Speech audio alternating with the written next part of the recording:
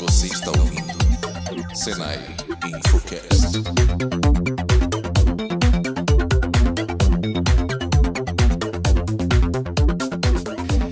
E aí pessoal, tudo bem? Estamos aqui começando mais um episódio do Senai Infocast e nós vamos falar sobre transformação digital. A gente trouxe 2 convidados para contribuir nessa conversa, pessoas que têm bastante experiência com esse assunto, que é um assunto bem abrangente. Estamos aqui com o Wagner Bernardes, da Orange. Tudo bem, Wagner? Tudo bem, bom dia. Bom dia. Wagner, fala aí um minutinho de você, por que você está aqui hoje com a gente falando de transformação digital? Ok, bom, meu nome é Wagner Bernardes. Aqui a gente acaba entregando um pouco a idade, né? Mas... Não necessariamente. Tenho certeza que os ouvintes não sabem quantos anos eu tenho. Mas eu tenho mais de 20 anos de experiência no mercado de tecnologia da informação e telecomunicações. Trabalhei em várias empresas nacionais e também fora do Brasil. Estou há 13 anos na Orange, né? E nos últimos 3 anos eu passei por diversos... posições dentro da empresa e nos últimos 3 anos eu estava responsável como diretor comercial para Argentina e Chile e agora estou de volta ao Brasil como diretor de vendas para o Brasil. Então isso é super recente. Tenho formação técnica em eletrônica, sou graduado em administração de empresas e tenho o MBA em gestão de TI pela FIA. Olha, eu achei que você encontrou uma maneira muito legal de se descrever, porque mais de 20 anos dá a credibilidade necessária sem parecer que é tanta coisa assim. Mais de 20 anos, né? Com certeza é mais velho do que eu. Fica a dúvida se pela se voz perguntarem a sua idade, você fala que... mais de 20 anos. Tenho mais de 20 anos. Tenho mais de 20 anos. A gente trouxe também hoje a Caroline Capitani, que é VP de Business Innovation na Ilegra, uma empresa gaúcha, Carol. Gaúcha, Conta exatamente. Um pouquinho pra gente sobre você, na verdade. Bacana. Primeiro, eu agradeço o convite de debater esse tema tão atual quanto transformação digital. Bem, a minha trajetória com o tema, ela é de cerca de 9 anos. Entrei na Ilegra... ela é mais jovem, você está vendo? Entrei na Ilegra em 2009. Lá atrás, meu desafio era trabalhar na área de marketing e comecei a entender que esse momento de transformação que a gente estava passando tinha muito espaço para um profissional com bagagem mais voltada de marketing, de mercado, de experiência de usuário. Foi quando, então, comecei a entrar um pouquinho mais nessas temáticas e, enfim, ajudei, na época, a conceber uma nova linha de serviços que assessora uma série de clientes de grande porte nessa oxigenação dos negócios deles. Então, hoje atuo numa área que a gente chama de business design, que é ajudar a conceber soluções inovadoras para clientes que precisam se transformar, especialmente nessa parte digital. Minha formação é em relações públicas, fiz pós em marketing e em design. E tenho atuado bastante em clientes, entendido a realidade deles, o momento que eles estão passando e, enfim, tentado buscar caminhos para que eles se mantenham atuais nos dias de hoje. Legal, Carol, seja bem-vinda. Pessoal, assim, a gente consegue trazer uma definição de transformação digital que não seja uma definição de 2 horas? Olha, tem pessoas até que questionam. Ontem mesmo eu estava interagindo com um cliente. Leandro, esse tema me incomoda um pouco, transformação digital, né? E tem algumas pessoas que se questionam da terminologia, né? Diz, poxa, transformar, o que significa transformação, né? E na prática, o que eu entendo de uma maneira bem, assim, simplista, talvez, né? As empresas, elas vêm de um contexto assim que as coisas eram todas muito manualizadas, muito procedural, em que, enfim, o digital não era uma realidade, né? Se a gente for ver na década de 80, né, que começou a TI entrar com mais força nas empresas, e depois, obviamente, com a internet, com o acesso mais popularizado. E aí, sim, passou para que o alcance, né, talvez eu usaria essa palavra, fosse mais ampliado, ampliado, as empresas começaram, então, a ver a necessidade de transformar o que era feito de uma determinada maneira, mais tradicional, para uma maneira mais digital. Então, por isso, acredito que a palavra tenha surgido junto, né? A transformação de algo que era tradicional para algo mais digital, mais acessível, que as pessoas possam, então, de fato, acho que uma boa palavra, ter mais acesso, né? Então, hoje a gente trago muito a relação com essas iniciativas nascentes, as startups, né? Elas têm a essência digital, né? E elas são sem fronteiras, muitas vezes, porque o digital permite isso, né? Então, acho que seria um bom começo para a nossa conversa aqui. Legal. Wagner, você concorda? O que você acrescenta? Eu concordo com a Carol. Eu acho que a palavra, né, transformação, né? Transformar o quê, né? Então, algo que era analógico para algo digital. Então, assim, se a gente fosse ter uma definição, eu acredito que é um processo, né, que usa a tecnologia, que as empresas usam a tecnologia para serem mais competitivas, para terem uma vantagem com relação à concorrência. E, claro, tem que ter o cliente no centro de tudo. Então, a transformação digital tem que visar a experiência do cliente. Ou seja, eu tenho que ter uma solução que melhore a experiência do meu cliente. Como a Carol falou, né? Se a gente olhar para as startups, né? É uma disrupção. Então, esse novo mundo digital está forçando as empresas tradicionais, vamos dizer assim, a se adaptarem, porque senão elas vão morrer. É isso que eu achei interessante a definição de vocês, porque a gente não trouxe nenhum terminho técnico dos muitos que a gente tem para pôr nessa discussão, né? Mas aí eu fico pensando, vocês acham que essa questão... A gente fala muito disso aqui no Infocast, né, Ricardo? Do centrado no usuário. Assim, a maioria dos episódios, quando a gente já trouxe algumas vezes a questão do X mesmo, que era para falar sobre isso, mas... Então, agora, nesse momento, a gente começa a entender que toda a parte digital mesmo tem esse apelo no usuário. Mas aí o que eu me pergunto foi o usuário que exigiu isso em algum momento? E não a tecnologia permitiu que nós, pessoas, cobrássemos das empresas que a gente fosse o foco? O que vocês acham? O que aconteceu nessa mudança? Eu acho assim, até você falou, a gente não usou muito o termo técnico, né? Mas assim, a tecnologia... Mas tem vários guardados aí na manga. Tá na manga e vai aparecer aos poucos. Mas, na verdade, assim, a empresa que ela quer se transformar, que ela quer ser digital, primeiro, ela tem que entender o negócio fim da empresa. Para usar essas novas tecnologias... Inteligência artificial, agora eu vou começar a falar. Inteligência artificial. Meu Deus, ele vai falar tudo de uma vez. IoT, machine learning, blockchain, enfim. Como utilizar essas tecnologias para que faça sentido para o negócio da empresa, do cliente, mas que dê uma experiência ao usuário. Então, como você comentou, uma nova tecnologia pode gerar uma nova demanda para gerar mais competitividade, né? E essa também pode ser uma nova exigência do cliente ou do consumidor para que tenha algo mais ágil, mais acessível, que retroalimenta todo esse ciclo, né, de competição, tecnologia e demanda. Eu acho que é mais ou menos por aí. Eu traria também, sim, a exigência do usuário, com certeza. A gente tem hoje, o digital nos permite a comparabilidade, né? Então, a partir do momento que eu passo a ter acesso e comparar as coisas, eu passo a exigir que as empresas me forneçam uma experiência melhor, né? Então, acho que, sim, especialmente também puxado pelas novas gerações, né? Mais exigentes, imediatistas, né? Então, traria esse olhar também para esse contexto que a gente está discutindo, né? Muitos de nós estamos muitas vezes numa loja física, abrimos o celular para fazer uma pesquisa de preço, então a transparência, a acessibilidade, a comparabilidade, eu acho que isso traz muita força, um empowerment para o consumidor final. Ele passa a exigir preços mais justos, uma experiência melhor, uma melhor conveniência, né? Eu costumo falar, né? Conveniência para quem? Para a empresa ou para o usuário, né?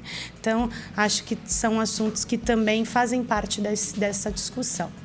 Você trouxe, quando você estava com a sua definição, eu até anotei aqui, porque A informatização, ela já foi um princípio de você fazer uma revisão dos processos que as empresas tinham, né? De você começar a ter computadores mais acessíveis, processos menos dependentes de documentação física, e isso, né, talvez tenha sido um princípio. Mas o que me deixou aliviado de entender o que seria a diferença da informatização para a transformação digital é esse foco no usuário, né? Que é uma coisa que eu acho que ela é até mais complexa de acontecer, porque eu imagino que isso envolve muito mais uma mudança de mindset dentro da empresa, é uma questão de sensibilização de camadas até mais estratégicas, né, do que é uma coisa que você consiga resolver só no operacional. E como vocês veem, por exemplo, né, no teu caso, que é uma empresa que faz esse tipo de consultoria, de atendimento, vocês passam por essa situação assim para a transformação digital acontecer, ela depende de que ela seja uma ideia comprada pela alta direção da empresa? Talvez não seja só o cliente que a gente tem que pensar, né? A gente tem que pensar também na estrutura de pessoas da empresa, quando a gente fala em pessoas, né? A mudança ela é de dentro para fora, muitas vezes, mas né? Também de cima para baixo?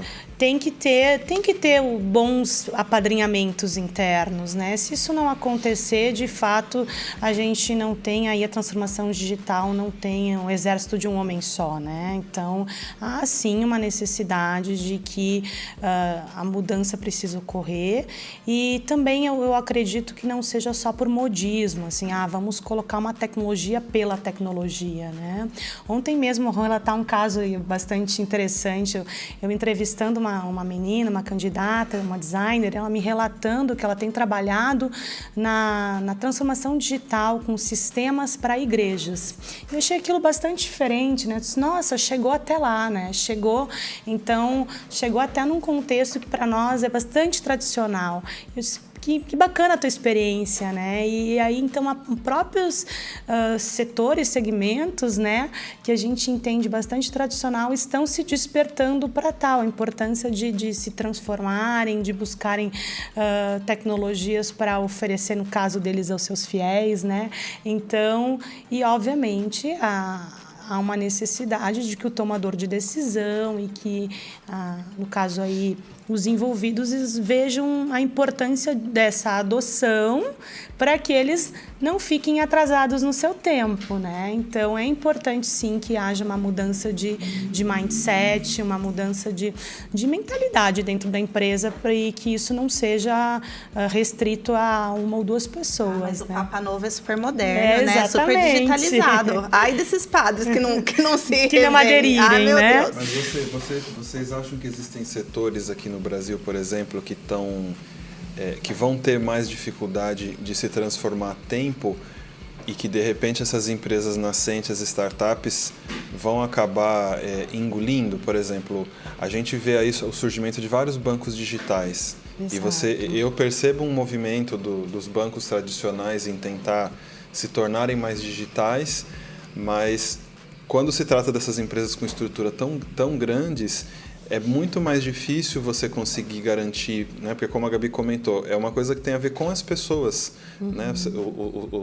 As empresas nascentes, elas conseguem escolher pessoas que já vão entrar com esse olhar. São, né? Equipes mais reduzidas. São equipes reduzidas do que você pegar um grande banco, né? Que tem milhares e milhares de funcionários que já estão acostumados a um jeito de trabalhar que não é centrado no usuário, e você não vai conseguir mudar isso do dia para a noite.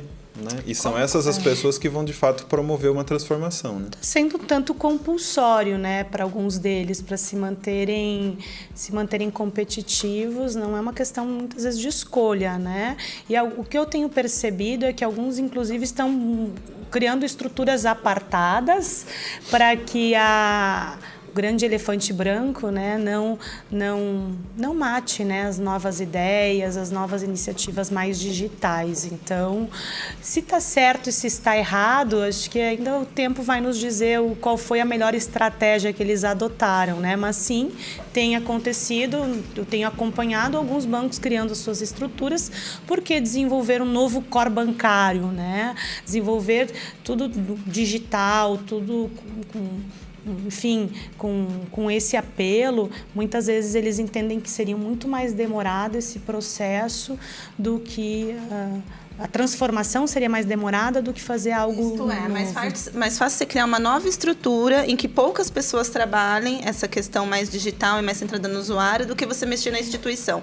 Talvez a instituição continue sem tanta transformação. É o que eu né? tenho Isso que a gente tem percebido visto. em algumas situações, essa criação dessa estrutura apartada para justamente dar essa celeridade. Eu queria comentar um pouquinho. Eu concordo com o que vocês comentaram, justamente porque se essas instituições tradicionais não olharem para fora o que está acontecendo, você não consegue se atualizar.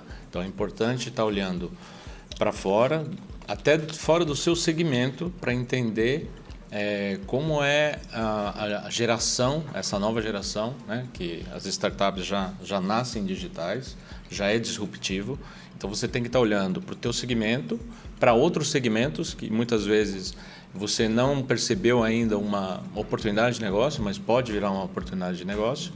Então as empresas têm sim os seus spin-offs, têm os seus departamentos de inovação incentivados para gerar novas ideias, novas soluções.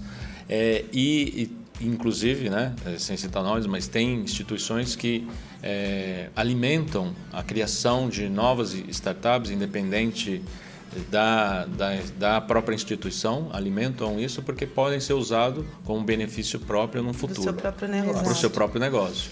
Então, as empresas têm que estar olhando os casos de sucesso, né, que todos conhecem, e também as empresas que não fizeram o clique, né? Não fizeram a transição. Dando alguns exemplos aqui, sem citar nomes, né? Mas uma empresa que dominava o mercado de fotografia analógica. Não, mas pode citar. Era muito Essa já simples. foi, né? Ela não está mais entre nós. Muito simples, seria, entre aspas, simples a transição digital. Né? Mas não percebeu o movimento. Né? As grandes locadoras de vídeo. Né? Quem que assiste vídeo hoje em dia, né? Um DVD, hoje é streaming. Quem usa hoje um aparelho de GPS no carro? Mas no caso da gente pensar, por exemplo, as próprias videolocadoras, né?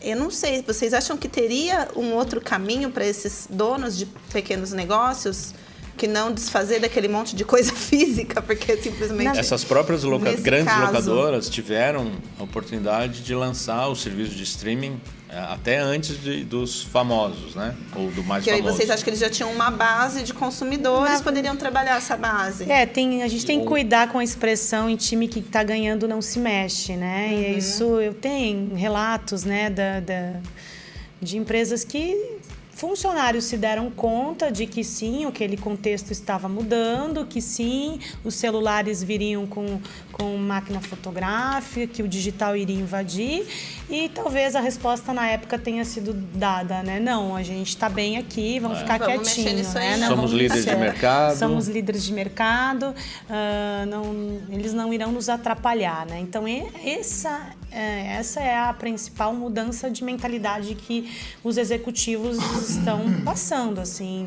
Esse tipo de afirmação já não é bem vista, né? Eu até chamaria isso de uma certa arrogância corporativa. Concordo. Exato. Né? A gente está tão confiante que o nosso negócio é inabalável que a gente não percebe certas ameaças, certas movimentações. Né? Por isso, assim, pela velocidade, né, e essa constante mudança, se as empresas não observarem, é um constante aprendizado, né? Você tem que estar sempre aprendendo para poder melhorar. Se a empresa não olha isso, né, não aprende com isso e não olha para fora, tem que olhar para dentro, mas também olhar para fora. Exato. Como vocês comentaram, tem que ter o suporte da alta administração da empresa para ter esse processo de transformação. Mas se a empresa não tem essa agilidade e assertividade, ela acaba morrendo. Né? Então, não tem volta. Você tem que estar antenado, né, nas novas tecnologias, o que está aparecendo, como isso pode ajudar o meu negócio. Esse é o principal ponto, porque tecnologias estão aí, mas como essa tecnologia vai ajudar o meu negócio e ajudar com que eu tenha mais clientes? Então, eu tenho que entender o meu negócio, eu tenho que entender o mercado consumidor, o perfil do do meu consumidor, eu tenho que entender isso para ter essa agilidade e essa assertividade. Sem isso, também não adianta. Puxa, muitas vezes, eu tenho tantas tecnologias, como eu faço para seguir nesse caminho da transformação digital? Muitas vezes, essas determinadas tecnologias não fazem sentido para aquele negócio. É isso que eu ia perguntar, mas aí qual que é o ponto de partida? Sei lá, eu sou dona de uma empresa, médio porte, e estou olhando todo mundo falar disso aí, de transformação digital, entendeu? E na minha empresa todo mundo usa e-mail, ponto. E aí, o que eu faço? Qual que é o primeiro passo, entendeu? Para eu entender o que eu preciso adotar na minha empresa, que é para ontem, como começa esse estudo? Eu diria assim, a gente codificar e aderir a uma tecnologia não é um processo tão barato assim, né? E por isso a gente tem que fazer boas escolhas. E as boas escolhas, elas iniciam com, sim, eu acredito muito, e está muito em alta a pesquisa. Tem que sim fazer uma pesquisa com o usuário, tem que fazer uma pesquisa de tendências, tem que olhar a concorrência, olhar para isso, para que a gente consiga então fazer um levantamento, um discovering de como é que está o contexto e entender esse meio no qual a gente está inserido, né? É importante, sim, fazer essa pesquisa. A gente identificar possíveis cenários, esses são cenários que nós podemos atacar. E os cenários, o que seria um cenário, assim, por definição? Cenários por exemplo, né? Vou atacar um cenário de um público mais jovem que está atento a tal tecnologia. Vou dar um exemplo, a gente fez um trabalho com uma locadora de carros, né? Ela nos trouxe a seguinte situação. Hoje em dia o jovem não quer mais ter as coisas, ele quer ter acesso. Portanto, aquela forma tradicional de locação de carro, a gente pode rever. E é uma das maneiras que está sendo repensada é você poder locar o carro num ponto da cidade, largá-lo em outro ponto.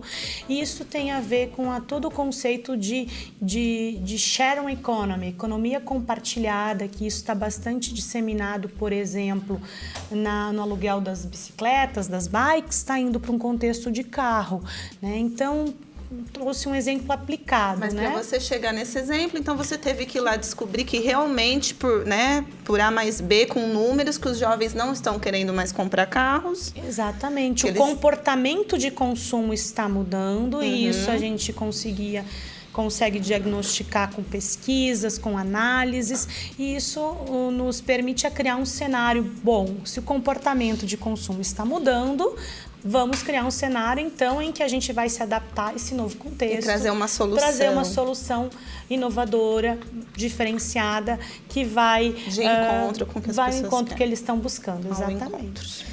Muito legal. Eu ia perguntar para vocês, eu achei bem interessante, eu acho muito legal trazer esses exemplos aplicados, que aí é isso que a gente estava falando. Então, quer dizer assim, aí a gente entra, né? A gente pode falar um pouquinho dos principais termos que se relacionam com a transformação digital, mas não necessariamente todas as empresas precisam ter tudo isso dentro dela, né? Não, são etapas, né? Então, assim, dando exemplos práticos, né? Hoje em dia está muito em moda, uma palavra muito em moda também, é mobilidade.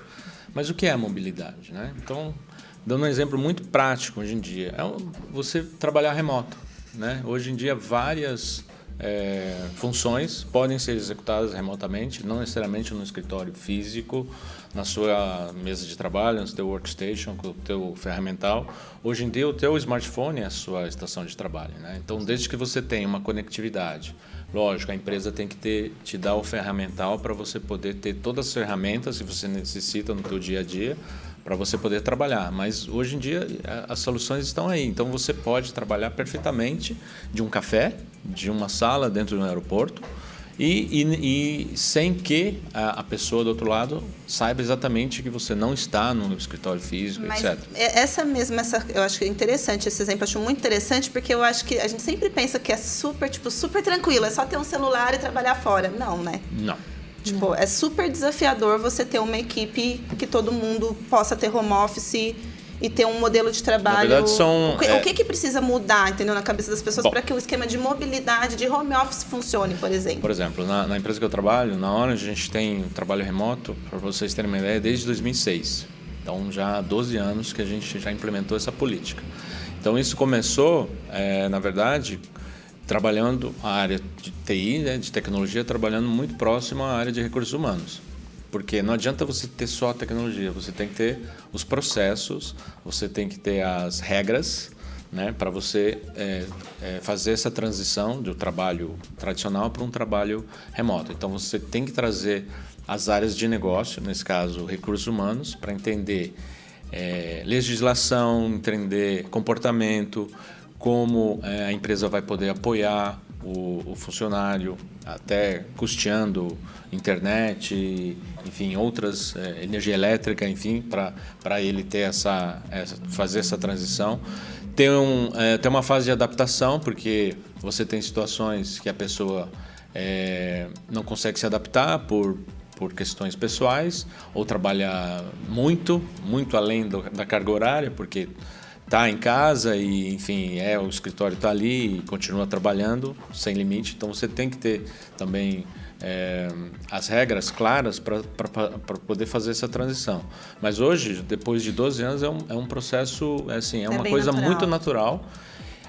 Os empregados veem isso como um benefício, né? Porque realmente é um benefício. Numa cidade como São Paulo, que a gente tem um trânsito complicado, então você economiza tempo, você acaba sendo mais produtivo. E como você falou, mas como que não é uma coisa simples, você tem que ter as ferramentas necessárias. Então, a área de tecnologia da informação da empresa, ela tem que dar todas as condições, e aí, sem entrar em termos muito técnicos, mas você tem que ter todo um aparato para que permita que você tenha não só o e-mail, porque o e-mail é a primeira coisa, eu consigo trabalhar, eu tenho um e-mail. Mas não é só o e-mail, né? Eu tenho que ter um sistema de comunicação instantânea, eu tenho que ter um sistema até mesmo do meu... Apesar que muito pouca gente usa hoje o ramal, né? Mas você pode ter, inclusive, o ramal no seu celular. Ter o ramal no seu celular, né? O sistema de vídeo, o sistema de web colaboração, compartilhamento de arquivos, de uma forma natural, que a pessoa às vezes nem percebe que ela, poxa, eu estou remota, é verdade, nem se dá conta. Nem se dá conta. Então, assim, e isso vale para qualquer transformação digital. A área de tecnologia da informação tem um papel chave, né? O CIO, não só o CIO, mas principalmente o CIO e os executivos da área, cada vez mais estão, não só, hoje eles não trabalham somente para suportar toda a tecnologia que está aí para manter o negócio funcionando. Então, eles têm muita interação com a área de negócio. A área de negócio hoje tem uma demanda e precisa ser resolvido rapidamente. Então, a tecnologia da informação tem que estar falando com a área de negócio para dar essa agilidade, porque senão você pode perder uma oportunidade de negócio que vai beneficiar a empresa. Legal. Eu ia fazer um gancho com a sua fala, isso dentro de um contexto aí de home office, né? Tem questões também de transformação digital dentro da empresa, do ferramental que é oferecido para o colaborador dentro da empresa. Imaginem vocês que trabalhem durante bons anos aí num sistema de e-mail ou com um determinado software, e aí, por uma questão de transformação, de modernização, aquele software vai ser mudado. E a mudança por si só, ela gera resistência nas pessoas, né? Por mais que seja uma mudança positiva, que vai trazer maior produtividade, as pessoas, elas entram em pânico, Elas entram em pânico. Claro que tem os early adopters, os que são aficionados por tecnologia e que vibram com essas mudanças. Em contrapartida, tem uma ala de pessoas que ficam resistentes, temerárias com a mudança. Então, até percebendo esse comportamento lá na empresa em que eu trabalho, a Ilegra, a gente desenvolveu todo um trabalho com grandes players, com grandes empresas, para uma gestão da mudança humanizada. Né? Então, não é só ligar uma tecnologia, desligar uma velha e ligar uma nova. Tem um elemento chave, a tecnologia é feita por pessoas e para pessoas. Portanto, se a gente negligenciar o engajamento do colaborador para o novo, para a adesão tecnológica, a chance de fracasso é muito grande. Então, só queria trazer uma complementação. Atentem-se para essa questão do engajamento do colaborador para o novo, né? Tragam ele para esse novo mundo, treinem, mostrem a mudança com um olhar positivo, mostrem exemplos, porque senão ela vai ser subutilizada ou até rechaçada internamente. Agora, por exemplo, vocês citaram essa questão do trabalho remoto. Será que a gente conseguiria pensar em como é que isso atinge aquela pessoa que trabalha com outras profissões um pouco mais simples? Porque sempre que a gente fica discutindo essas possibilidades de trabalho, está muito relacionado àquela pessoa cujo trabalho envolve usar computador. Né? Ou você trabalha com alguma coisa administrativa, você trabalha com tecnologia, mas a maior parte da população brasileira não atua nessas coisas. Então, por exemplo, se eu sou um garçom, se eu sou um cobrador de ônibus, se eu sou um motorista, uma recepcionista, se eu sou um vendedor mesmo de shopping, como que a transformação digital também atinge essas pessoas, essas profissões que... Você deu um bom exemplo, mas pegando o gancho do garçom, né? Então, tem o restaurante tradicional, que o garçom anota o pedido numa caderneta, né? Ou tem aquele garçom que não anota nada e memoriza, ou às vezes não, traz tudo errado.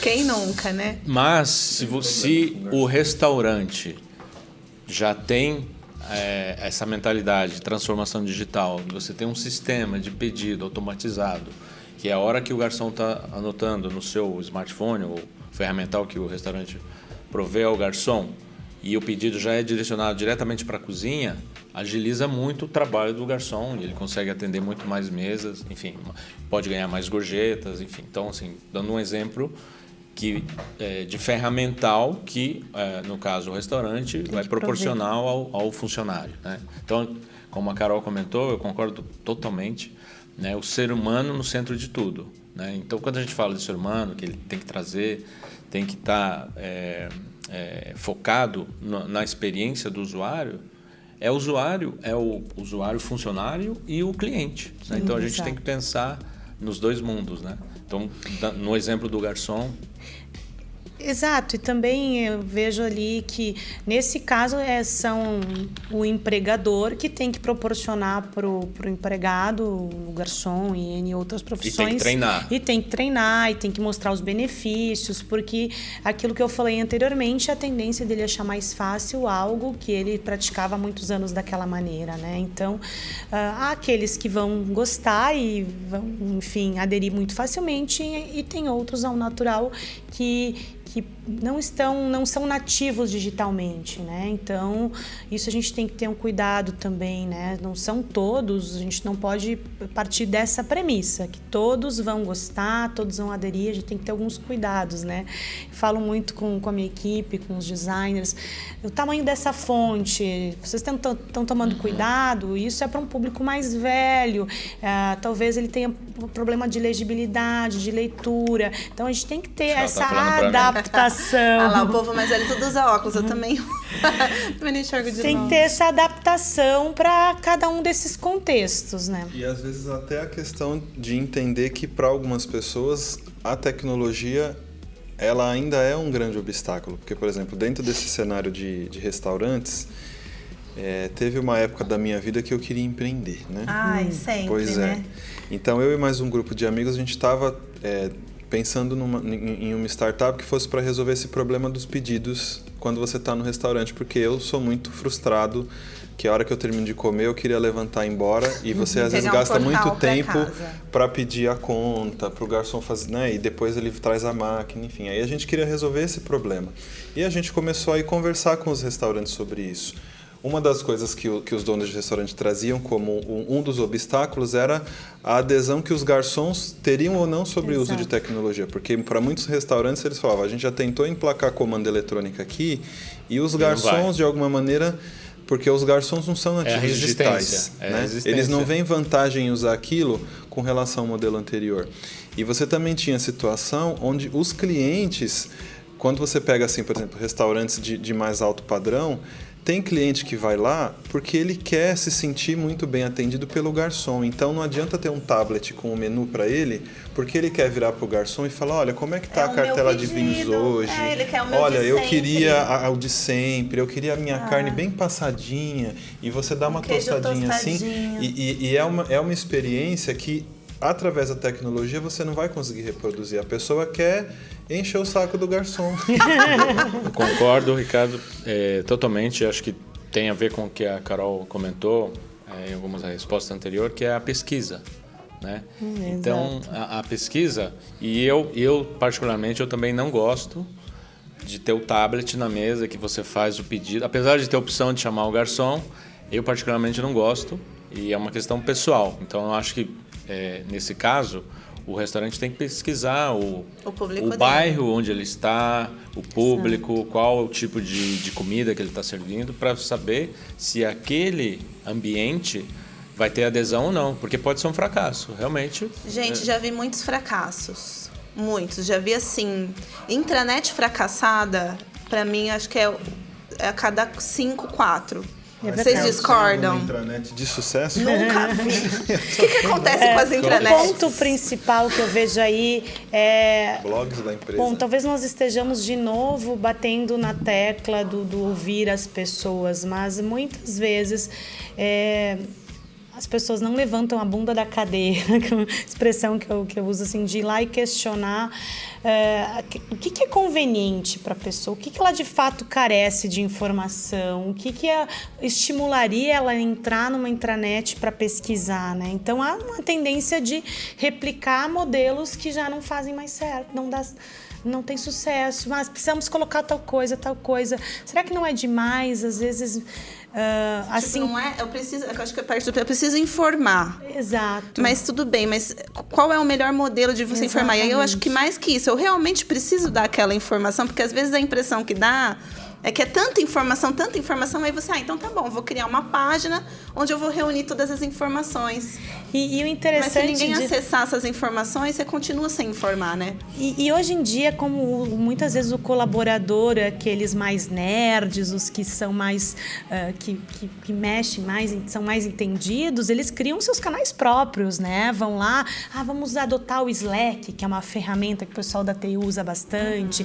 Vamos usar tal ferramenta. Então, na prática, eles têm a necessidade da comunicação. Eles precisam interagir, mas talvez o canal que está sendo ofertado a eles não seja o mais adequado, não é o que eles estão, enfim, usando no momento, né? Então, essa adaptabilidade também a gente precisa estar aberto e muitas vezes, sim, dá espaço para quem está lá na ponta propondo, sugerindo, né? Que eles mais facilmente vão aderir, né? E tem que ser simples, né? Você comentou de intranet, a intranet tem que ser simples. Como ele usa na casa dele as redes sociais. Então tem que ser uma rede social corporativa, simples, onde quando ele pensa em alguma informação que ele precisa buscar, a informação está lá de maneira também acessível, de maneira rápida, de maneira simples.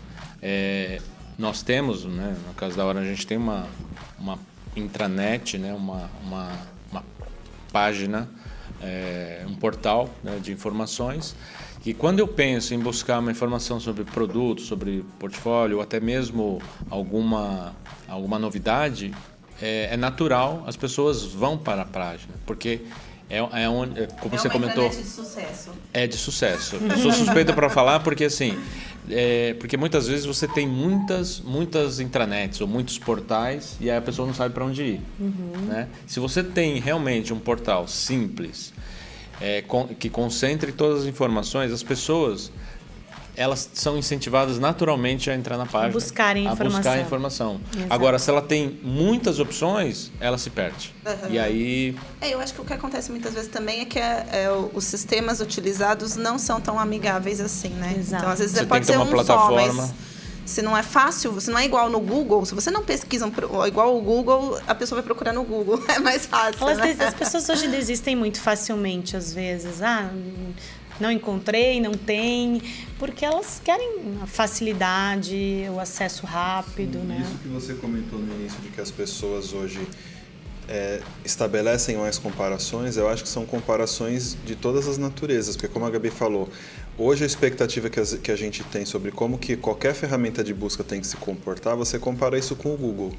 E aí, se o comportamento da ferramenta não é parecido com o do Google, você já fica frustrado. Se o seu cliente de e-mail, que a empresa adota, é uma coisa que não tem uma resposta tão boa quanto essas outras ferramentas que você tem acesso, por exemplo, o Slack. O Slack ele é super simples, mas quando você pega uma grande corporação, às vezes o departamento de TI estabeleceu que vai usar uma outra ferramenta. Exatamente. Que se ela não for tão boa, tiver os mesmos recursos, for tão simples quanto a referência que as pessoas têm, elas vão continuar usando isso no paralelo. Exato. Né? E assim vai. Tipo, o WhatsApp ele é muito simples. E eu acho que ele também tinha mais, acho que hoje tem um pouco menos, mas ainda existe uma certa resistência a querer aceitar que ele pode ser uma ferramenta oficial de comunicação, que hoje as pessoas não vão mais ficar usando e-mail para uma coisa que poderia ser resolvida trocando mensagens no WhatsApp. Eu acho que é um aspecto interessante que você traz, porque as pessoas têm ferramentas de uso pessoais e elas querem a mesma facilidade nas ferramentas de uso corporativo. E isso gera frustração, questionamento, quando não é ofertado nesse mesmo nível, né? Especialmente essas novas gerações que elas não entendem, é inadmissível. Por que não? Por uma questão de segurança, por uma questão de compliance, de governança, por N motivos, e elas não entendem, elas querem ter acesso, facilidade de uso, né? Então, e são pessoas muito mais questionadoras, né? Enquanto no passado esse era o teu ferramental, é que você tem para usar e você acatava, enfim, a gente percebe hoje as pessoas muito mais inquietas, questionadoras. Os millennials, né? São questionamentos muitas vezes pertinentes e que as instituições têm dificuldade de dar uma resposta convincente, né? É verdade. Porque muitas vezes você acaba caindo numa resposta tipo, porque são as normas, é porque sim, porque sempre foi assim, porque não sei quem... Né? Eu acho que tem que ter um equilíbrio, Ricardo, porque assim, uma nova empresa, né, uma startup é muito simples, né? Você não precisa ter, inclusive, nenhum servidor físico, você consegue abrir uma empresa com todas as suas ferramentais na nuvem, por exemplo. Já as empresas tradicionais, que você comentou, que está atraindo os millennials e aí, como a Carol comentou, tem a necessidade, já está acostumado com o uso de novas tecnologias e aí tem o bloqueio por parte da empresa por questões de segurança, por N questões. Eu acho que tem que ter um equilíbrio, porque você pode sim, porque senão você cria também um outro problema, que é o Shadow IT, né? Que é, puxa, o IT tradicional não me dá isso, eu vou criar o meu aqui e acaba criando uma comunidade paralela que traz mais risco ainda para a proteção da informação da empresa, etc. Você tem a questão do smartphone, que muitas vezes é do próprio funcionário, ou às vezes é da empresa, depende da política de cada empresa. E você tem aplicações pessoais e aplicações da empresa no mesmo aparelho. Então, como é que você trabalha com isso? Como é que você separa? Hoje tem ferramental, tem tecnologia para você poder separar o que é pessoal do que é profissional e também ter essa agilidade para que, puxa, faz sentido o que eles estão pedindo, porque vai trazer mais agilidade para a empresa. Claro que muitas vezes, dependendo da empresa, não é tão rápido e aí quando implementa já está obsoleto. Né? Exato. Tem essa situação também. É legal esse ponto, porque o que eu me deparo, sim, muitas pessoas querendo transformar digitalmente suas empresas, desenham um projeto, propõem, e aí o que eu ouço também, imagino o Wagner tenha passado por uma experiência similar à minha, aí tranca em algum departamento, em alguma área. O setor de compras está há 3 meses cotando, e enfim, na verdade, assim, transformação digital requer que todas as áreas mudem essa mentalidade e vem muito junto com a questão da agilidade, né? Você precisa ser mais ágil para a mudança, né? Porque senão você propõe um projeto e, como você disse, né? Ele, depois de aprovado, ele pode já estar obsoleto, porque as mudanças elas são muito rápidas. Então, muitas áreas precisam sim rever seus processos para que eles sejam mais ágeis e consigam acompanhar a mudança na velocidade que ela precisa acontecer. Eu participei, você me lembrou de um episódio, eu participei de um evento na semana passada de uma grande empresa de consultoria e eu achei muito interessante que foi um evento liderado pela área de procurement, a área de compras dessa empresa. E eles estavam comentando alguns processos que eles fizeram internamente e eu achei muito interessante, porque assim, uma iniciativa liderada pela área de compras, transformação digital realmente, porque e deu alguns exemplos lá de quanto eles economizaram com algumas ações simples. Por exemplo, reserva de passagem e de hotel, através da agência tradicional que eles têm, mas implementaram uma nova tecnologia com robôs para ficarem buscando por exemplo, um funcionário reservou uma passagem, um hotel para novembro, e o robô fica buscando na internet passagens mais baratas e no mesmo hotéis similares com preços com desconto. E com isso eles trouxeram uma economia para a empresa absurda. Outro exemplo que eles comentaram é a otimização da frota, né? A utilização do táxi, todo recibo em papel, dificuldade para saber se naquele endereço realmente tinha um cliente, processo de reembolso complicado. Agilizaram isso através de uma empresa de táxi corporativo digital, vamos dizer assim, onde já tem coordenada, já tem o trajeto, de uma maneira muito digital, muito simples e com assertividade. Poxa, nessa coordenada realmente tem um cliente. Então, até assim, questão de controle, mas também de otimização de todos os processos. Sim. E ganho de escala. Eu achei muito interessante. Está aberto ao novo, né? Isso que eu acho que é importante é derrubar aquela premissa que eu falei no início, de que a gente sempre fez assim, né? Se questionar, não, existem formas diferentes. E eu tenho participado de uma série de discussões em clientes, deles trazerem as problemáticas deles, e muitas vezes eu proponho, vamos olhar se não tem uma solução pronta no mercado. Exato. Que possa ser adotada, porque talvez você desenvolver ela internamente e, enfim, pode ser mais custoso, mais demorado. Então, essa abertura da adesão de coisas novas é o que tem dado ganho de competitividade para algumas empresas, né? Acho que esse é um ponto muito interessante, que assim, um erro, vamos dizer assim, um erro comum é as empresas acharem que precisam criar tudo do novo, tudo zero, tudo novo tudo do zero. internamente, né? E já muitas vezes existe a solução, você precisa adaptar à realidade da empresa.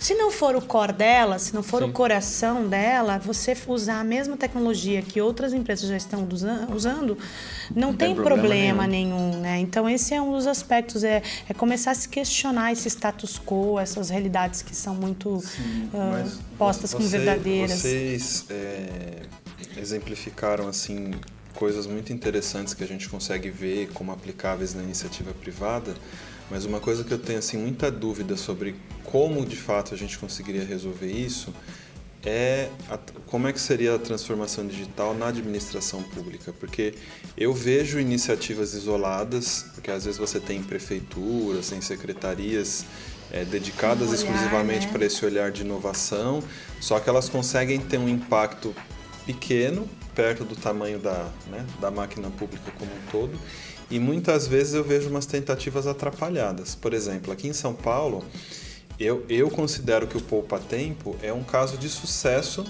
no sentido da transformação digital. Nossa, porque eles conseguiram repensar processos, departamentos inteiros, mas se preocupando com o usuário, porque eles começaram a pensar, poxa, não faz sentido, se quem está vindo aqui para tentar resolver um problema, passa por aqui, passa por ali. Então eles conseguiram criar uma versão muito simplificada que você consegue às vezes ir lá e passar 1 hora e sair de lá com vários problemas resolvidos.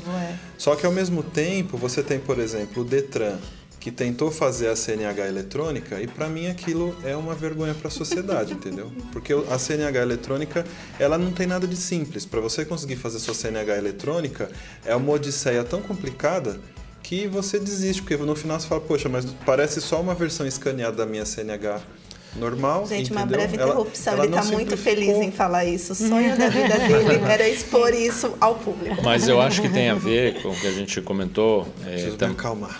Calma, Não, mas eu acho que você tem razão. E assim, vai muito do que a gente comentou, né? Você tem que fazer a pesquisa, você tem que fazer o assessment e você tem que testar. Exato. Você tem que ter a prototipagem, né? Você tem que testar antes de e como lançar. Que é esse teste, assim?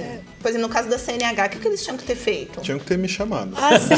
Exatamente. Ele quer ser presidente, gente. Vocês não sabem quem votar, eu sei que tá difícil. Mas é verdade, Ricardo, você pra pode presidente. chamar o usuário, é aquela história do olho do dono, que a gente voltar no restaurante, né? Às vezes o dono não está vendo que o cliente está ali esperando há minutos e tem vários garçons tô falando mal do garçom, vão ficar bravos comigo, mas de braço cruzado. Coitada, é uma das profissões mais estressantes. Eu acho que é a profissão mais estressante do mundo. Não. Coitada, Os eles não garçons me merecem. perdoem, mas assim, dando exemplo, mas com certeza há exceções.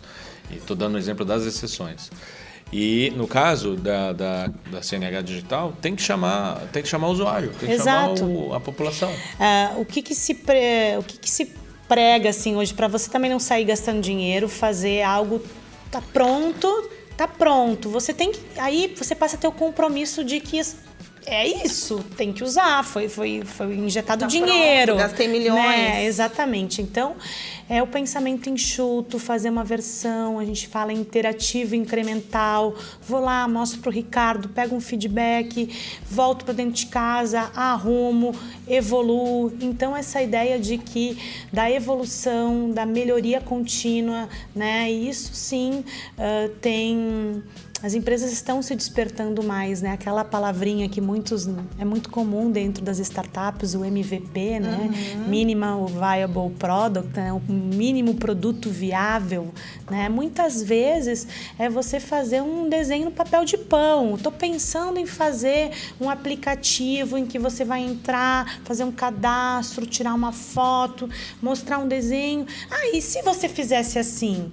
E se tivesse tal coisa? Aí começa a entrar as sugestões do usuário, as ponderações deles, e a gente precisa estar aberto também e receptivo a essas considerações, né?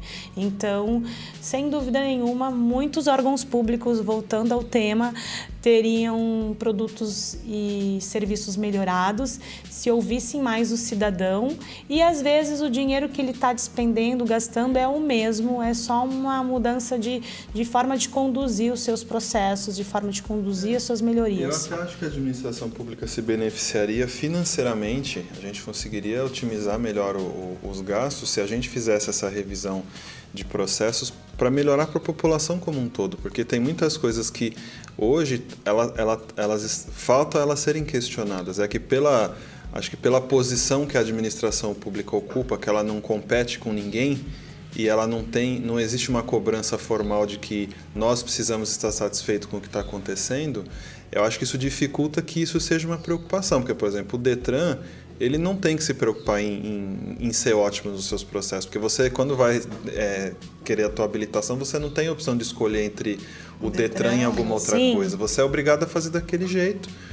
A competição, né? A concorrência, ela traz ganhos para a população, melhorias, né? Então, talvez sim, aí more um dos grandes problemas que a gente enfrenta hoje, de que você se acomoda pelo fato de não ter ninguém que esteja concorrendo com você e apresentando uma proposta de serviço melhorada, né? Sem dúvida nenhuma, acho que mora por aí algumas das causas, né, dos problemas que a gente vive hoje. Falando de administração pública, o que eu acho assim, é lento, né?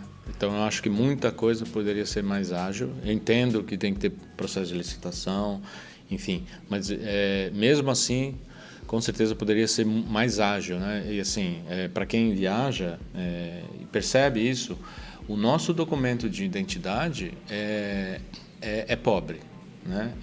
É um papel, plastificado ou não, mas é um papel. E você vai países vizinhos, Argentina, Chile, você tem um documento nacional de identificação, DNI, que é como se fosse um cartão de crédito, e ali tem uma tarja magnética, um chip que tem todas as informações e você precisa. Seu respeito. Seu RG, seu CPF, seu CNH, seja lá o que for. Precisa apresentar 3 documentos. E é um documento, assim, não é um papel que você pode falsificar de maneira mais fácil, né? Então, passa por aí também. Sim, mas até eu sou muito frustrado com isso, porque eu acho que faltam questionamentos muito básicos de alicerce dessa maneira que hoje, não faz sentido no mundo como hoje, por exemplo. Por que a gente precisa ter tantos cadastros diferentes? Porque quando a pessoa nasce, ela podia receber o CPF, um número de identificação. Já nasceu, já tem. E através desse cartão, o dia que eu fizer 16 anos e tiver apto a começar a exercer atividade remunerada, automaticamente por esse número de identificação pode começar a registrar meus empregos. Sua e se eu, de trabalho aos 18 também. Eu posso dirigir, eu recebo permissão para dirigir, eu não preciso ter um novo número, entendeu? Não precisaria ser necessário isso. Você tem que ter A sua carteira de trabalho tem um número, sua certidão de nascimento tem outro número, o RG tem um número, o CPF tem um número, título de eleitor tem outro número. Tipo, é muito número. Para você ver o espaço que existe para que a transformação digital aconteça. Então, estamos em alguns setores engatinhando ainda, tá? Outro que eu vejo com potencial enorme de transformação digital é a área do direito, né? Tem surgido algumas low-techs, né? Que sim, bastante papel, bastante documentos físicos, muitos trâmites que requer a pessoa, né? A presença pessoal. Então, existem algumas indústrias que o setor de seguros que está se despertando bastante, né? Eu tenho com o Detran, ela tem com o seguro. O setor de seguros aí tem surgido as insurtechs, de insurance, que é em inglês, seguros em inglês, né? Então, tem surgido justamente para romper alguns padrões que são muito tradicionais. É uma indústria que no Brasil está desde 1808, né? Então, mais de 200 anos, e que eu tenho certeza que em 20 anos vai mudar muito mais do que os 200 anos de existência dela. E eu tenho trabalhado muito na área de seguros, trabalho bastante na área de financeira com as fintechs também. Então, a gente vê o quanto essas iniciativas nascentes estão com esse propósito de rompimento, de questionamento. Sem fazer o alarme, muitas profissões vão deixar de existir, né? Porque você vai aliar tecnologia, inteligência artificial, big data. Ele tinha que falar esses termos, para ele não ia justamente sobreviver fazer a a isso. correlação de informações e você ter um advisor muito melhor do que qualquer profissional, sem citar profissões, enfim. Mas eu lembrei vai de um, ter essa case, situação. de um case interessante que eu acho que vocês devem conhecer, que foi quando foi fundado o Easy Tax, que foi fundado aqui no Brasil, né? Que foi pela primeira vez que os táxis poderiam ser pedidos por aplicativos. E aí eu lembro que eu conversei com o fundador e ele falou, imagina, isso faz o quê? Acho que uns 10 anos. Imagina 10 anos ou mais, acho que hoje, você ter os taxistas... Não sou só eu que sou velho. Tô entregando. Os taxistas todos usando o celular com acesso à internet. Ele falou, quando a ideia veio, era uma coisa assim... Absurda, entendeu? E ele falou que o maior desafio que ele teve foi esse. Foi conseguir oferecer vantagens para que o taxista entendesse que era interessante para ele ter um celular com acesso à internet. Não, mas que eu acho que não conseguiu a unanimidade, acho que conseguiu uma massa suficiente para gerar o movimento que aconteceu em sequência, mas até hoje, aqui em São Paulo, por exemplo, às vezes eu estou lá na Avenida Paulista, não consigo chamar Uber porque tem muita demora, aí eu vou num ponto de táxi onde o taxista não aceita cartão de crédito, né? Ele deixa bem claro que você tem que pagar em dinheiro. Terminando de molhar o bico, justamente, ele foi num setor muito tradicional e que, se você for pensar, logo depois veio o Uber. Disruptivo, né? Que aí sim rompeu com tudo e os taxistas ficaram malucos, entendeu? Não, mas eu acho que o Uber conseguiu romper porque a adesão dos taxistas a essas mudanças não funcionou. Mas exatamente. O taxista que até hoje se recusa a usar o Waze. Resistência. Porque ele acha que eu não vou usar o Waze porque eu conheço a cidade. Mas então, a primeira iniciativa de você pedir um carro por celular no Brasil foi com os taxistas. Foi. E até hoje eles seguem resistentes. Então, aí eles fizeram um motim contra o Uber, entendeu? Tudo isso com essa dificuldade de perceber que o mercado estava mudando, né? Que as ferramentas... os usuários precisavam daquilo. E que precisavam. Né? Mas assim, como qualquer mudança, ela tem uma curva de adoção, enfim, vai continuar existindo os resistentes e vai continuar existindo aqueles que estão sedentos por outras coisas, o que vem depois disso, né? O que vem depois do carro Uber? compartilhado. O que vem, né? Então, sem dúvida nenhuma... O questionamento que a empresa tem que se fazer é aonde eu quero estar. Eu quero estar nas lançadoras de tendências, nas que estão no hype lá, lançando. Tem essas empresas... Isso tem um risco também, exatamente. Um custo, né? É um posicionamento que tem que ir com tudo, né? Exatamente. Às vezes o custo é até educativo, né? Então tem que se refletir onde você quer estar, né? Muitas vezes você não vai ser o pioneiro, né? O primeiro a lançar, mas você tem uma habilidade de aderir rápido ou de fazer essa curva com consistência, e com talvez. Consistência. Essa análise eu acredito que é interessante de ser feita. Aonde eu me encontro nessa curva? Onde... Não precisa ser todos os disruptivos, os lançadores de tendência. É isso. Para você ter sucesso, não necessariamente você precisa estar na ponta do lançamento da tecnologia. Exato. E também acho que a gente tem que ter um certo cuidado com esse termo disrupção, assim, que na prática disrupção é algo que de fato veio, como o próprio nome diz, né? Uma força. Romper uma quebra, né? Então, em termos de inovação, eu vejo acontecendo muitas melhorias, adequações. Não precisa ser disruptiva, é isso que você está dizendo. Eu estou dizendo que a disrupção ela é necessária, ela vem para contar uma nova história, né? O caso dos relatos que a gente acabou de fazer, mas em termos de frequência do que a gente vê no mercado, muita adequação acontecendo, muita melhoria e alguns incrementos. Aqueles que têm um poder de investimento maior, que vislumbram uma nova tendência, que querem ser pioneiros e investem numa disrupção, joia, bacana, isso de fato é inovação, né? Mas no dia a dia eu percebo muito mais, até nas próprias startups, muitas coisas que se repetem, né? Que são muito similares. Então, a gente cuidar para não usar uma terminologia assim, como se tudo no mercado fosse uma disrupção e na prática dá para contar nos dedos aí o que veio para mudar um setor, uma indústria. E mesmo o que veio para mudar, eu acho que a gente tem vários exemplos desses disruptivos que não se mantiveram na liderança por muito tempo. Porque se você for pensar, por exemplo, hoje, o Uber não é a nossa única opção de carro particular. Se você for pensar Netflix, hoje você já tem serviços similares surgindo, você tem as próprias produtoras de conteúdo, você pega uma Disney, você pega a própria Globo aqui no Brasil, que entenderam que isso seria o caminho para onde eles estão seguindo. Então pode ser que daqui 5 anos o Netflix deixe de ser a referência no setor de streaming, porque você tem... Mas ele foi aquele que estabeleceu foi o pioneiro. Esse novo mercado. Né? E também eu acho mas que... talvez não se sustente como líder ou como único para sempre. E pegando esse gancho, Exato. assim, os usuários, né, eles vão criando, como a Gabi comentou, novas demandas e a empresa tem que se adaptar. Puxa, o usuário está pedindo tal funcionalidade que...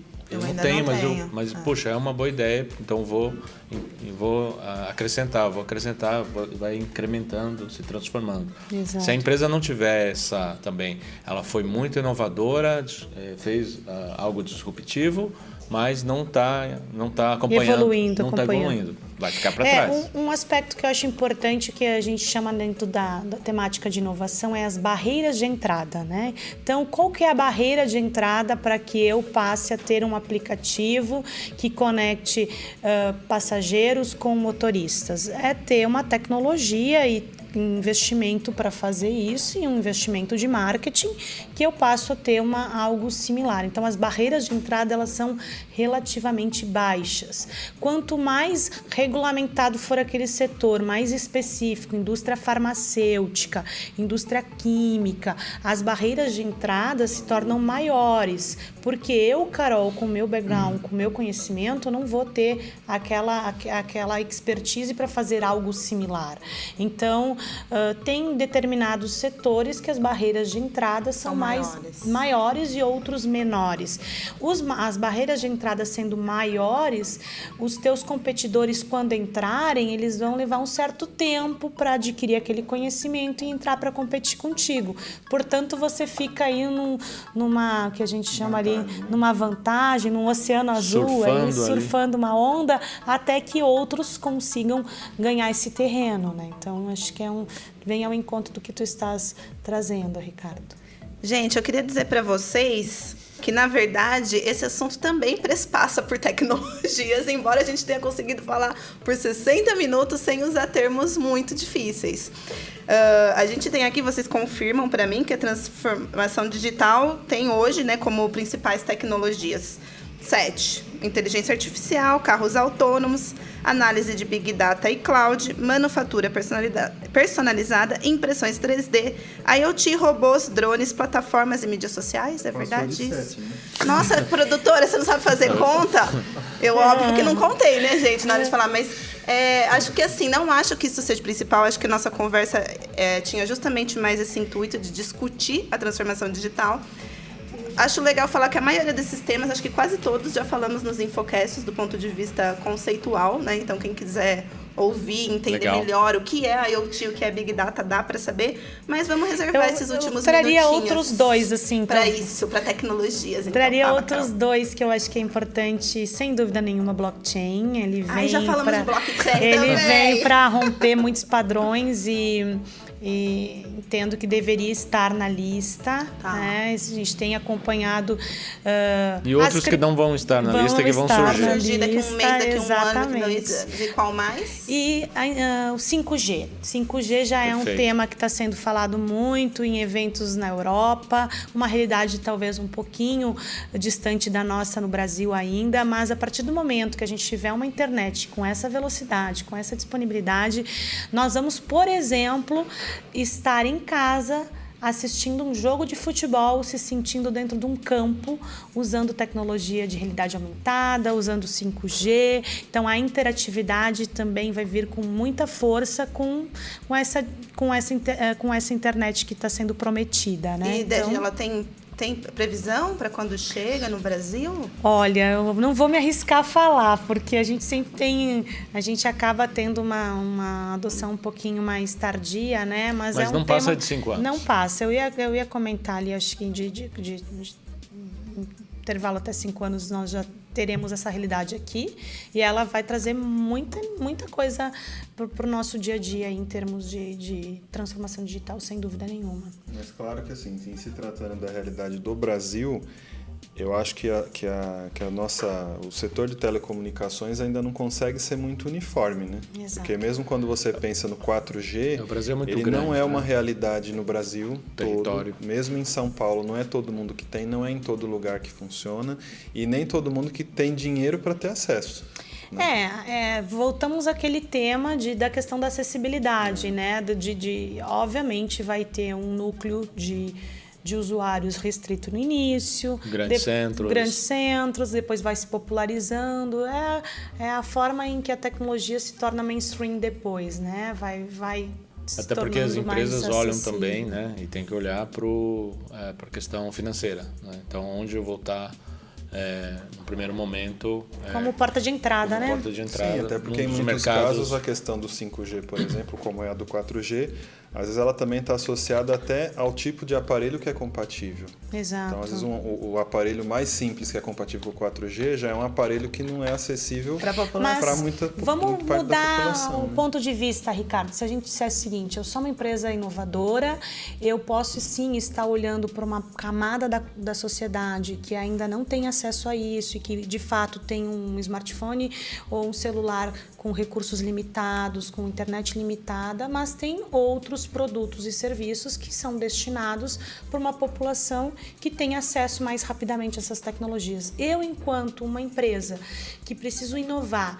eu ficaria atento o que o 5G pode trazer de inovação para o meu negócio. Então, assim, sim, aquelas que estão tendo bastante sucesso, focando numa camada da população que precisa sim ser atendida, sem dúvida nenhuma, e outra focando em outro target e olhando o que o 5G vai poder transformar o meu negócio e eu posso sair na frente com relação à concorrência.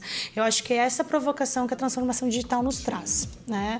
O que ao invés de eu simplesmente ver essa tecnologia passar e quando eu absorvê-la, muitos já fazem e aquilo não vai trazer nenhum diferencial competitivo, é o que eu posso fazer de maneira antecipada e me trazer um ganho financeiro, de imagem, uma série de benefícios. Até pegando esse exemplo que você deu, até antecipando aqui algumas situações que a gente pode ter, não necessariamente eu vou precisar ter um aparelho tão tecnológico do ponto de vista de armazenamento, por exemplo. Eu preciso ter um aparelho que tem um bom processador, mas com o 5G eu vou ter praticamente, tirei uma foto, instantaneamente ela está salva na nuvem porque eu tenho uma conectividade muito mais rápida, muito mais acessível e Exato. com uma armazenagem até muito maior do que eu tenho hoje. Então, o aparelho, claro, ele tem que ter todas As funcionalidades. funcionalidades e as características que ele tem hoje, mas também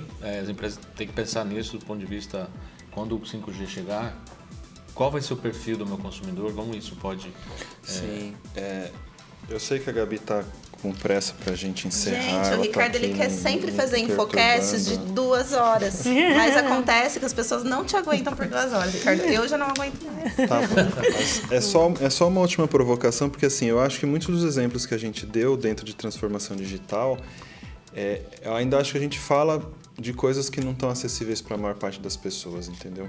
A gente conseguiu passar por alguns pequenos exemplos que de alguma maneira vão esbarrar no dia a dia dessas pessoas que acho que representam pelo menos 80% da população. E eu acho que a transformação digital ainda não consegue atingir essas pessoas. Eu acho que as empresas que procuram uma consultoria e elas estão discutindo, por exemplo, locação de carro, não é uma coisa que todo mundo tem acesso, entendeu? Então, a pergunta que ficaria é o que está faltando para que as empresas que estão buscando atingir essas camadas mais baixas da população também conseguissem entender que a transformação digital pode fazer sentido nesse universo.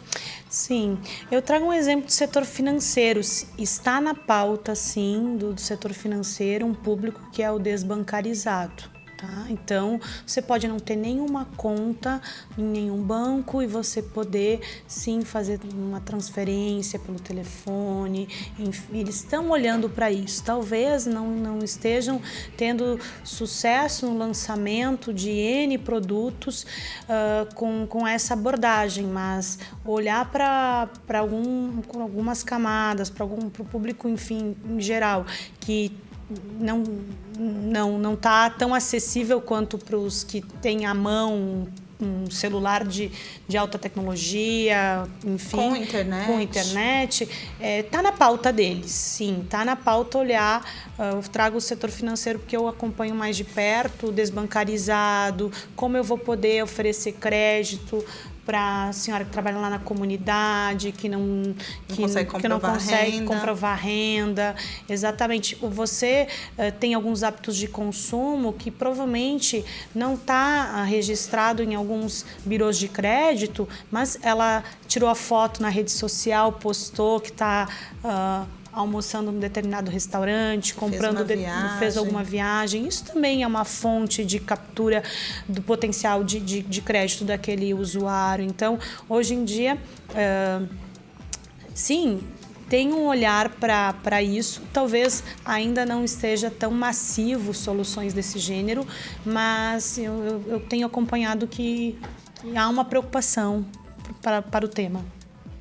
Sim, eu concordo. Eu acho que está engatinhando, realmente, o Ricardo tem razão.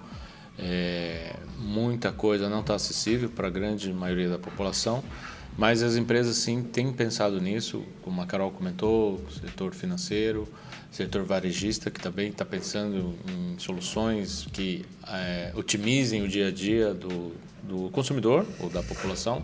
Claro, sempre pensando também no lado de negócio. Financeiro. Estão aí para isso, afinal. Estão aí para isso, mas de maneira geral, sim, concordo, mas acho que é um processo natural. É um processo que vai tomar um certo tempo, mas é um caminho sem volta. Eu acho que não tem como não ter a transformação digital. As empresas têm que partir para essa mudança. Muito legal. Chega Acabou? de polêmicas. Satisfeito? Estou Você? satisfeito. O que eu vou ficar mais satisfeito é se algum dos nossos ouvintes do Infocast conhecer as pessoas que fazem os projetos de inovação do Detran e me chamem para testar esses novos projetos, entendeu? É assim que as provocações acontecem, né? E por que não? A gente tem que... Claro. De repente, trazer um dos dois aqui são consultores do Detran. Ou Que você receba ou um a gente convite ao precisa final do programa. trazer para um dos episódios alguém do Detran para vir Gente. explicar Direito de a resposta. CNH eletrônica. Eles têm isso aí. assessoria. Eu já quase recebi um convite para trabalhar na assessoria da CT. Sabe o que eu falei? Nem morta. Nem morta.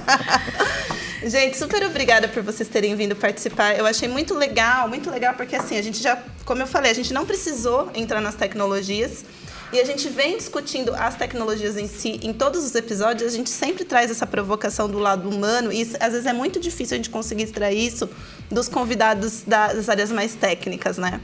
Que é o que eu sempre falo, tá tudo muito bonito, muito maravilhoso. Na cidade da minha mãe, no interior de São Paulo, as pessoas ainda vão em lotéricas, graças a Deus. Minha mãe é dona de uma lotérica. Então, é isso que a gente vê no dia a dia. Então, é sempre importante a gente ter esse olhar mesmo para as pessoas e como isso muda o cotidiano delas. Eu acho que nesse episódio a gente conseguiu passar 1 hora falando sobre o cotidiano das pessoas. De uma maneira mais didática, né? É, achei bem legal. E não sei se é uma boa informação para você ou não, mas agora as loterias lançaram... Você pode fazer as apostas online. No estúdio faz tempo, né? Mas, de novo, no interior as pessoas ainda vão presencialmente pagar as contas. Então, você acha mesmo que elas vão fazer o jogo online? Não vão. Pelo menos nos próximos 5 anos, nos próximos 10 anos. Assim, eu acho que as gerações... O pessoal que não o tema tá rendendo, hein, gente? Gente, não acaba nunca. O pessoal que não é nativo digital, talvez eles vão seguir até o fim das suas vidas desse formato. Por exemplo, eu acho que o taxista roots, entendeu? Ele não vai adotar as novas tecnologias, mas talvez o filho dele não vai ser taxista. Talvez os nativos digitais não vai nascer novos taxistas, entendeu? Então, os taxistas que estão aí vão encerrar a carreira como taxista, mas não vão surgir novos e vão acabar. Talvez as pessoas que nem a sua mãe vão continuar sendo dona de lotérica. Eu já sei que eu não sou herdeira, gente. Já sei. Mas você não pensa em ser dona de lotérica, entendeu? Então, talvez esse pessoal que vai lá fazer a apostinha na lotérica vai continuar fazendo, mas os filhos, os netos dessas pessoas não vão. Entendeu? Na cidade do interior tem locadora até hoje, né? Sim, meu pai foi dono de locadora por anos. Eu sou exemplo dos negócios que não deram certo. Que nunca deram certo. Por isso estão aqui. Aliás, deram certo. Com certeza. Mas eu talvez finalizaria aqui a minha fala numa palavra que não surgiu e eu acho que é bastante importante para esse contexto, que é a empatia. O que a gente falou aqui nada mais é do que um movimento empático, da gente se colocar no lugar do outro, né? Então, a transformação digital também requer a habilidade da gente ser um pouco mais empático. Eu acho que é o maior desafio. Você acha que é o maior desafio? É um dos que eu vejo certamente. Desafios humanos, né? Se aquele programador ou aquela pessoa que está desenvolvendo não tiver a habilidade de se colocar no lugar do outro para qual ele está fazendo aquela solução, muito provavelmente não vai atender os objetivos, as necessidades das pessoas, né? Então, acho que é bem importante a gente, voltando para o olhar humanizado, ter essa empatia de ver o que faz sentido para ela ou não. Gente, demais, adorei. Obrigada. Eu vou falar só para vocês, se vocês quiserem falar rapidinho, 1 minutinho das empresas que vocês trabalham. Acho que seria legal para a gente finalizar, então. Então tá bem, gente. Eu trabalho numa empresa chamada Elegra, o nome vem de alegria, e é uma empresa que já tem 16 anos de mercado. Nós nascemos em Porto Alegre, temos escritório em São Paulo, Miami e em Lisboa. Nossa batida é de oxigenar negócios para esse mundo inquieto. Então, atendemos grandes players, médios e grandes players de mercado que estão buscando se transformar digitalmente. Então, temos pessoas da área de negócio, da área de design, da área de tecnologia, para agilizar esse processo de transformação e para que elas continuem ativas e inovadoras no mercado. Então, esse é o nosso grande propósito e, enfim, temos uma série de clientes aqui em São Paulo, especialmente na área de financeira, seguros e essas indústrias todas que a gente citou que estão tendo a necessidade de se reinventar. Legal. Momento Jabá 2 com você, Wagner, perdão. Eu trabalho na Orange Business Services, é uma empresa do grupo Orange, é uma multinacional francesa, e a gente atende o mercado corporativo, né, com soluções de conectividade. A gente tem presença em mais de 160 países e territórios, então a gente tem as soluções de conectividade, também as soluções no mundo de integração, né, consultoria para também ajudar grandes empresas, médias empresas a se transformarem, né, a ir para esse caminho da transformação digital. Então a gente apoia esses grandes clientes para estarem digitalizados. Só um parênteses aqui, a gente está com uma série de vagas, pessoal da TI, da tecnologia, do design. Olha, contrata-se. Se você chegou até aqui, valeu a pena. Contrata-se. Para onde manda o currículo? currículos@elegra.com e o nosso site, as redes sociais, realmente... O mercado está efervescente, né? Muitas empresas querendo se transformar digitalmente, e para isso a gente precisa de pessoas que nos ajudam, enfim, codificando esses novos sistemas, planejando, pesquisando, desenvolvendo, né? Então, precisamos de pessoas boas para ajudar essas grandes empresas e as médias e todas as que, de fato, queiram entrar nesse novo momento. Perfeito. Pessoal, tenham empatia de comentar nesse episódio, falar o que vocês acharam. Feedbacks. Feedback, nos ajudem a melhorar digitalmente o Infocast. Obrigada por ouvir até aqui. E para aqui. quem gosta dos episódios de 2 horas, explica isso para Gabi, para ela não achar que tá tão longo. Gente, ninguém gosta. Mentira. Obrigada, pessoal. Tchau, tchau. Tchau, tchau. Obrigado. Você ouviu o Senai Infocast. Acesse nosso site infocast.senai.io. Lá você encontra todos os nossos episódios. Baixe no seu celular e ouça quando e onde quiser. Aproveite para curtir nossas redes sociais e nos avaliar no iTunes. E não se esqueça de comentar o que achou do episódio. Se gostou, recomende para um amigo.